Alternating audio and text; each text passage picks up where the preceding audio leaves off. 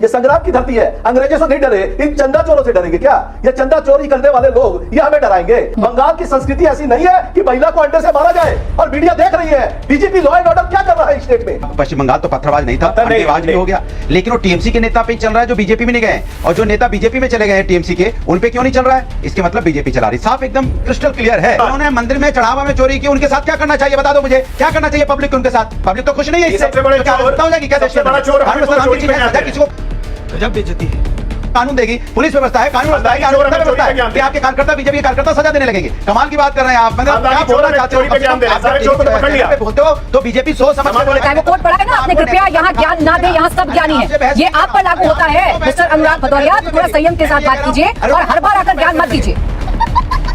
आप जीते ही डंडे मारे जा रहे हैं, पत्थर मारे जा रहे हैं। पत्थरबाज पैदा कर दिया आपने। पश्चिम बंगाल में पहले पत्थरबाज नहीं थे, आप क्या थी? पत्थरबाज पैदा हो गए। आप पश्चिम बंगाल को कौन सा है ना, आप पश्चिम बंगाल को देश में कैसा दिखाना चाहते हो? जो सांस्कृतिक के नाम से जाना जाता है, पश्चिम बंगाल संस्कार के नाम से जाना जाता है, आपने उसको आपने अराजकता में उसको कन्वर्ट कर दिया। इससे पहले का पश्चिम बंगाल देखा है क्या अनुराग भदौरिया जी आपने? अगर आप नाराज ना हो तो सवाल का जवाब दे दें। इसके पहले पश्चिम बंगाल में क्यों तो जाने ना, अपनी बांग्ला डिपार्टमेंट ना, हम बांग्ला बोलते पारी। ये पश्चिम बंगाल हो तो बेस भालो दुर्गा पूजा हो, काली पूजा हो, सरस्वती पूजा हो, गणेश पूजा हो, আমরা সব পূজা করতাম। কোথাও কিছু গড়বড় ছিল না। যখন থেকে ভারতীয় জনতা পার্টি ওখানে এন্ট্রি করেছে লাস্ট 8-10 বছর থেকে, সব ওরা নফরতের একটা মাসকে তৈরি করে দিয়েছে। এমন কোনো দিন ছিল না। আমরা সবসময় জানতাম जो बंगाल था वो पढ़ाई लिखाई से जाना जाता था। लेकिन वो पश्चिम बंगाल आपने नहीं दिखाया जहां पर दंगे भी हुए हैं, जहां पर रामनवमी पर लाठीचार्ज भी हुआ है, जहां पर एक समुदाय विशेष ने एक समुदाय विशेष की हत्या भी की। तो बीजेपी के आपने इसकी चर्चा नहीं की ना। उस वक्त सत्ता में ममता बनर्जी थी। नमस्कार दोस्तों, स्वागत है आप सभी का आपके अपने चैनल द भारत डिबेट पर। दोस्तों, आज की बहस का मुद्दा पश्चिम बंगाल की राजनीति में मचे नए बवाल से जुड़ा हुआ है। दोस्तों, पश्चिम बंगाल में अभिषेक बनर्जी की तरह महुआ मोइत्रा पर भी अंडों से हमला हुआ है। अब इसी मुद्दे को लेकर आज की ज़बरदस्त डिबेट होने वाली है। दोस्तों, वीडियो बहुत मज़ेदार होने वाला है, तो इसलिए आप लोग से अनुरोध है कि आप लोग वीडियो में अंत तक जरूर बने रहिएगा। और अगर आप लोग हमारे चैनल पर नए हो तो वीडियो को लाइक करके चैनल को सब्सक्राइब करना बिल्कुल ना भूलिएगा। तो चलिए शुरू करते हैं द भारत डिबेट। चलो, आप लोगों ने कहा था बदला नहीं बदलाव होगा। अब ये अंडा अटैक बदला है या बदलाव है? ये बंगाल में अंडे फेंकने की घटना तो पहली बार हो रही है ना। पहले तो अंडे की जगह एसिड फेंका जाता था, बम फेंका जाता था, अब अंडे पे आ गए लोग, तो बदलाव ही ना हुआ, बदला तो नहीं हुआ। और on a lighter note, Bihar Jharkhand में महुआ के साथ तो अंडा चलता ही है, लोग महुआ पीते हैं, अंडा खाते हैं ऑन अ लाइटर नोट, तो महुआ के साथ अंडा चल रहा है। ये अपनी करनी के फल है प्रभु, ये हमारी करनी नहीं है। ये बाहर में जो महुआ मोइत्रा रिकॉर्डिंग कर रही थी, भीड़ जमा थी, ये क्या भारतीय जनता पार्टी के कार्यकर्ता थे क्या? अजय आलोक जी, लेकिन सरकार तो आप ही की है ना, कानून व्यवस्था दुरुस्त करना भी आपकी जिम्मेदारी है भाई। जितनी तेजी से कार्रवाई हमने देखी कि पिछली सरकार के फैसलों को रिवर्स करना, मूर्तियों को तोड़ना या विपक्षी नेताओं पर कार्रवाई होना, उतनी तेजी ऐसे लोगों पर भी दिखाइए ना जो अंडा फेंक रहे हैं या विपक्ष के नेताओं को घर से बाहर नहीं निकलने दे रहे हैं। कम से कम एक डर तो पैदा कीजिए ना ऐसे लोगों के भीतर कि अगर किसी ने अंडा फेंका या विपक्षी नेताओं को परेशान किया तो दंड मिलेगा, कार्रवाई होगी। हम किसी को हाउस अरेस्ट में हमने नहीं रखा है। कोई व्यक्ति अगर डर के मारे घर से नहीं निकले तो उसको हाउस अरेस्ट के लिए ये सरकार जिम्मेदार है क्या? आज मैं यहाँ अपने घर में बैठा हुआ हूँ, अब मैं बाहर निकलूँ और मुझ पे लोग अंडा फेंक दें, मुझ पे लोग कालिक फेंक दें, केजरीवाल की तरह अपने को मैं थप्पड़ से पिटवा लूँ, उसके बाद मैं कहूँ कि हाँ भाई ये आरजेडी वालों ने करवा दिया, तो ऐसे थोड़ी ना चलता है। व्यवस्था अपने हिसाब से ही चलती है ना। पुलिस प्रोटेक्शन है, वो एमपी हैं, उनके पास अपने बॉडीगार्ड्स हैं, उनको प्रोटेक्शन मिली हुई है, उसके बावजूद ये सब चीज हो रहा है। गंभीर विषय है। नहीं, लेकिन बंगाल पुलिस का रोल तो है ना अजय आलोक जी। मेरा प्रश्न सिर्फ इतना ही भर था कि ऐसे लोगों में डर पैदा कीजिए ना। जितनी तेजी विपक्षी नेताओं पर कार्रवाई के लिए ये सरकार दिखा रही है, या जितनी तेजी पिछले फैसलों को रिवर्स करने के लिए सरकार दिखा रही है, उतनी तेजी ऐसे लोगों में डर पैदा करने के लिए भी दिखाइए ना। डर पैदा करिए, कार्रवाई करिए, नजीर पैदा कीजिए ना, नजीर पेश करिए कि भाई अगर किसी ने ऐसा किया तो ये सरकार छोड़ेगी नहीं। सारे गुंडों के मन में डर पैदा हो गया है। सारे अराजक तत्व जितने बंगाल में थे उनके मन में डर पैदा हो गया है। यूपी में तो अच्छे से पैदा हो गया है सारे अराजक तत्वों के। देखिए, डर के नाम पे मुस्कुराहट छुटती है आपके स्क्रीन पे, काला भी हो गया चेहरा, लाइट चली गई डर का नाम सुनते ही, तो डर तो पैदा हो ही गया। तो ये डर जो है अराजक तत्वों में फैला है, ये डर असामाजिक तत्वों में फैला है, आपराधिक तत्वों में फैला है। जरूरी नहीं है कि आम जनता में डर फैलाया जाए, आम जनता में जागृति फैलानी पड़ेगी कि भाई ये काम नहीं करना है। जैसी करनी वैसी भरनी कहाँ है प्राची जी, मुझे बताइए। जो लोग सटल कर चुके हैं, जिन लोगों ने साठ गांठ कर ली है, उन लोगों पर क्या कार्रवाई हो रही है? अंडे से बचने गए हैं। ऋतुव्रतो बनर्जी को अंडा क्यों नहीं मारा जा रहा है? ऋतुव्रतो बनर्जी जैसे लोगों को, वो तो आपने फिराद हकीम बुलडोजर चलाया था जावेद खान के इलाके में, फिर क्या सेटलमेंट हो गया कि जावेद खान जी उधर चले गए? क्या क्या डर था? तो डर तो ऐसे लोगों का है, जिसको डर है उनको आप जेल में डालिए। ममता बनर्जी संघर्ष से उठी हुई नेत्री है, पूरा देश जानता है, विश्व ने देखा है। 34 साल के वामपंथी शासन को उखाड़ के फेंका है। ED, CBI, election commission of India के ज्ञानेश कुमार जी और अभी राजीव कुमार जी, जिनको बना दिया गया एक बैंक।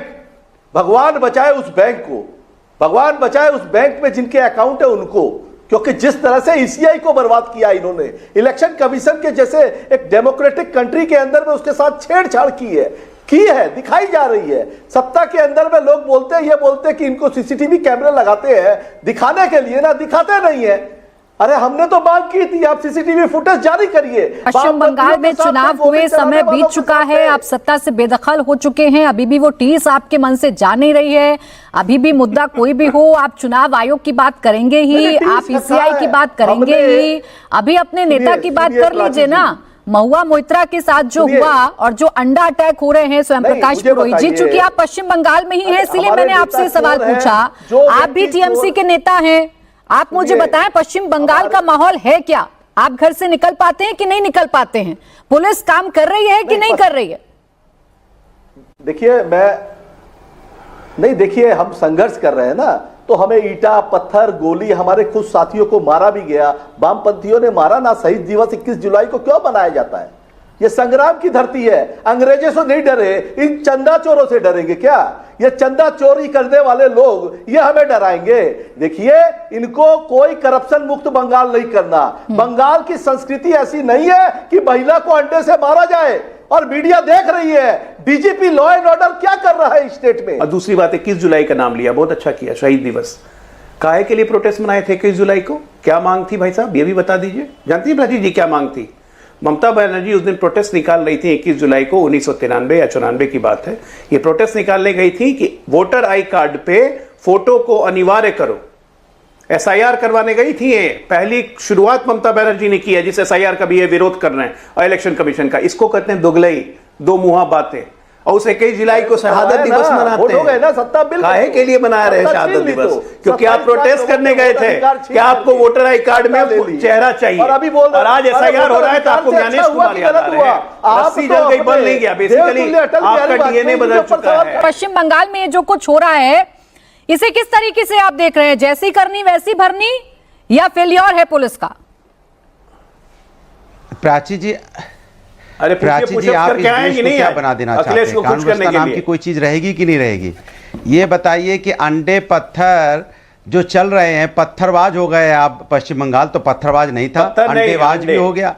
लेकिन वो टीएमसी के नेता पे ही चल रहा है जो बीजेपी में नहीं गए हैं, और जो नेता बीजेपी में चले गए हैं टीएमसी के, उन पे क्यों नहीं चल रहा है? इसके मतलब बीजेपी चला रही। साफ एकदम क्रिस्टल क्लियर है कि जो नेता टीएमसी में रह गए हैं उनमें अंडा पत्थर चल रहे हैं उनके ऊपर, जो नेता बीजेपी में चले गए उनके ऊपर नहीं चल रहे हैं। तो इसका मतलब क्या हुआ भाई? अगर जनता मार रही होती तो जनता तो टीएमसी के सारे नेताओं को मारती, उनको ही मारती जो बीजेपी में चले गए, क्योंकि वो तो उनसे खुश नहीं थे। तो जो उनसे खुश नहीं थे तो उनको मारती ना।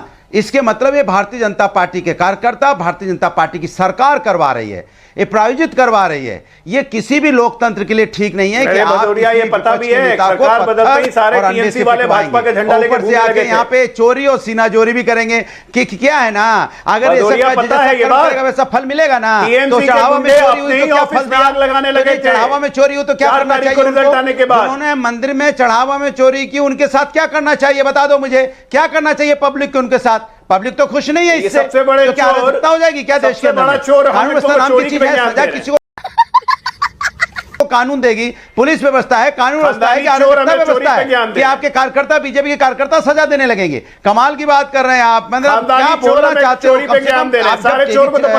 बोलते हो तो बीजेपी सोच समझ के बोले। अराजकता का माहौल आप समाज में पैदा करना चाहते हो, आप देश के अंदर एनार्की पैदा करना चाहते हो, आप देश के अंदर राजशाही पैदा करना चाहते हो। अनुराग भदौरिया जी, पश्चिम बंगाल से दूर बैठकर उत्तर प्रदेश में भी आपको साफ साफ दिख रहा है कि पश्चिम बंगाल में क्या हो रहा है और किसके इशारे पर हो रहा है।